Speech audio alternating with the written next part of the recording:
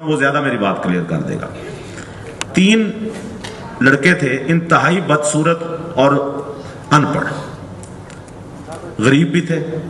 ان کی خواہش تھی کہ ان کی شادی کسی بہت خوبصورت لڑکی سے ہو جائے۔ انہیں پتا چلا کہ شہر سے باہر ایک پیر صاحب رہتے ہیں، وہ یہ کام کر دیتے ہیں۔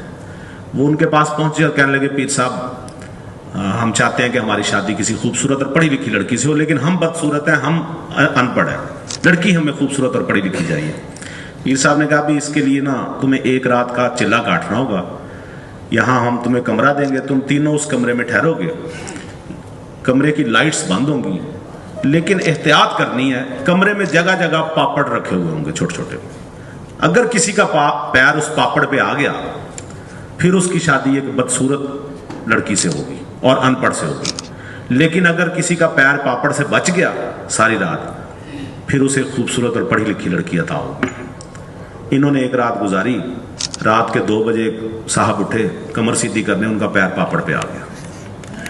وہ ان کے کرندے آئے، پیر صاحب کہنے لگے جی آپ تو نکل جائیں۔ دوسرے دوست بڑی احتیاط کر رہے تھے، وہ تھوڑی دیر بعد وہ بھی اٹھے، کہیں ان کا پیر بھی پاپڑ پہ آ گیا، وہ بھی نکل گئے۔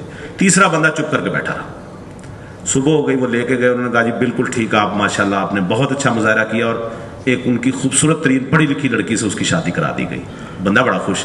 شادی کی پہلی رات اس نے وائف سے پوچھا، کہنے لگا بھی تمہاری پیر صاحب سے کیسے ملاقات ہوئی؟